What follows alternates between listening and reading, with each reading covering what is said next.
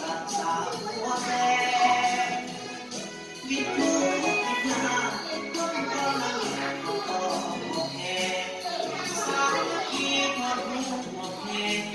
สร้างสรรค์เป็นแผนคืนชั่วนี้วัน